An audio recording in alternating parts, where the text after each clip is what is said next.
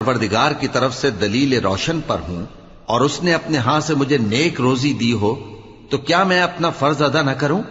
اور میں نہیں چاہتا کہ جس بات سے میں تمہیں منع کروں خود اس کو کرنے لگوں۔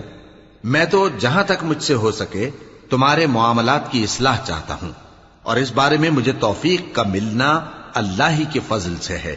میں اسی پر بھروسہ رکھتا ہوں اور اسی کی طرف رجوع کرتا ہوں۔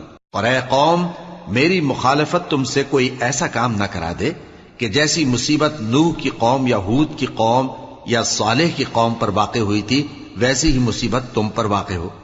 اور لوط کی قوم کا زمانہ تو تم سے کچھ دور نہیں۔